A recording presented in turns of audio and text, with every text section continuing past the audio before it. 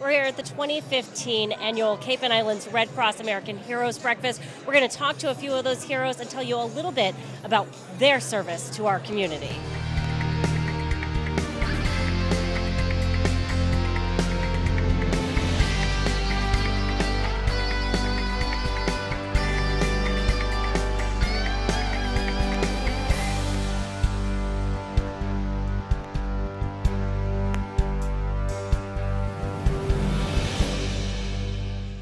I'm here with Hillary Green, Executive Director of the Cape and Islands American Red Cross. Thank you so much for joining me. I want to ask you, this was a pretty amazing morning. A lot of people were recognized for giving back to our community.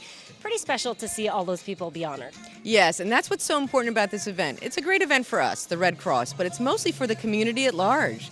These people are in our community, they're our neighbors, our friends, and we uncover them.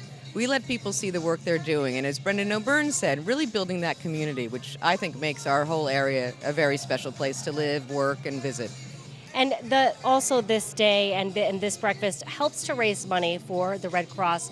Why is there such a need in our community for those services? Well, the thing is Jerry Dennerlein mentioned this, the national disasters get a lot of play, and people, they're so generous. They send lots of money to the Red Cross to help. But every day we're doing something. There are fires, there are first responders that we help out, and all those services are free. And we're doing preparedness presentations, trying to make sure everybody from our preschoolers to our seniors are prepared for disaster. And it goes on every day. And as mentioned, we're mostly volunteers.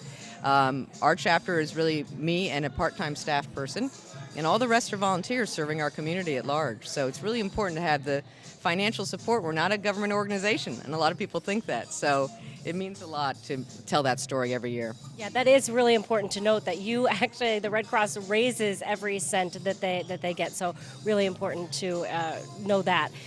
One thing I noticed was so many people, it was very heartwarming to see so many people stand up and donate money this morning for the organization. How does that make you feel that so many people are willing to give back?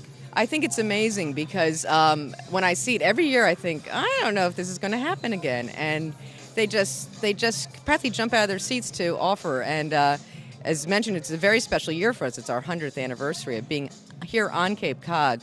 And the power of that was just amazing when people were just giving money to support what we do every day. I'm here with Sean DeLude, the owner of Nauset Disposal. You were honored today for your help with the community when we lost a very young member of our community. What made you reach out like that and help clean up that shed in the back of the yard? Well, I'm not sure how much you know about my company, but we are very involved in the community, and we really try to keep our finger on the pulse as a family. And that's kind of what helped enable me realize what had happened. I got a call from one of the members of my team and heard the news, and obviously everyone was very distraught, and it was a very sad situation. Having the equipment that we do enabled us to respond instantly. It was an awful situation that no one should have to endure, and certainly anything we could do to remediate the situation and improve it for the family as fast as we could was really the focus of our actions. So I'm very fortunate that we are able to do the things that we can, particularly in that type of situation. I'm sure it made a huge difference for family members with that action you took. How does it feel to be nominated for this award today? I was blown away when I got the call, quite honestly. Listening to some of the other heroes up there and hearing their stories, I don't feel any different than they do. I really consider this sort of my civic duty in everything that we do. Obviously, I have a company here in the community, Nauset Disposal, and I really consider my business sort of 50% trash company, really 50% community involvement. So we're involved in so many different things and so many different programs and organizations, and there's not a second of the day that goes by where we're not actively participating in something. So to have this one particular instance singled out, I was very touched. But I really feel that every moment we're really trying to give back and participate because we can't do it alone. So, would you encourage others who may be watching right now to get involved in the community and to also give back? Well, I think the last gentleman said it the best. We live in a world of eyes, and it's not a world of eyes. It's a world of we's, and we have a responsibility.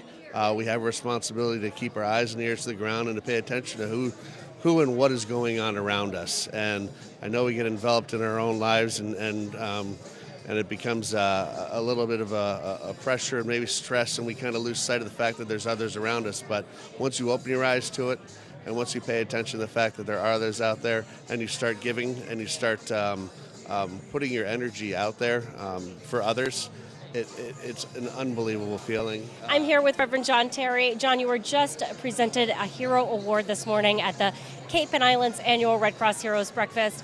I want to talk to you a little bit about how that feels to be nominated and to receive that award. Very humbling. I get credit for things that I should be doing. I get credit for things my wife does, but I'm very grateful that I have the opportunity to do that. You know, a lot of the things that were mentioned in the description of why you were chosen for the award is a lot about your service to the homeless population in our community. You hold an annual vigil each year to sort of mourn those who've been lost to homelessness. Talk to me a little bit about why that's such an important thing for you to do every year. Well, this is a collaborative effort. Duffy Health Center has a lot to do with it. There's a lot of people in the community. I'm kind of the worship guy, so I ended up taking major leadership. But we're all God's children, and everybody should be recognized and honored in the same way. Some will have big fancy funerals with a lot of music and a fancy collation. Others will just be a solemn service. But we lost 34 homeless on the Cape last year, and they each deserve to be remembered and honored. I am here with Cheryl McGee and Henry Ramage. Henry, you nominated Cheryl for an award that she actually received today. What made you nominate Cheryl? Well, for her actions as to helping me with the seizure that I had on Election Day, I felt compelled to nominate her, and feel great to be here with her and with a whole host of heroes here. And Cheryl, you know, you really noticed, you paid attention to what Henry was experiencing that day, and you went above and beyond to help Henry. What made you really take that step and go above and beyond? I know Henry very well, and when he wasn't acting himself, I knew something was very wrong. How does that feel when you're able to help someone in that kind of situation? It was scary. But I think the world of Henry, and I was not going to let anything happen to him. And Henry, how does that feel to know that you have those people in your life that really care so much for you? Well, it's really, really makes me feel happy. And quite honestly, I was in Washington, D.C. 2 weeks before that. So to be, here and have it happen here on Cape Cod, where I know several people, it really made me feel even better to be here where a community knows me and could help me.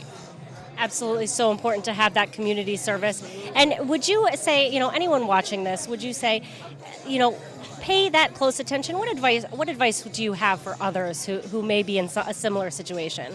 Absolutely. Pay attention. If you know the person especially, make sure. And if something's not right, take action. I'm here with State Senator Dan Wolf, as well as founder and CEO of Cape Air, which Cape Air is actually a sponsor of the event today. Why do you think it's so important to sponsor this event? Well, globally, people always see the Red Cross at any natural disaster or any time people are in need and hurting.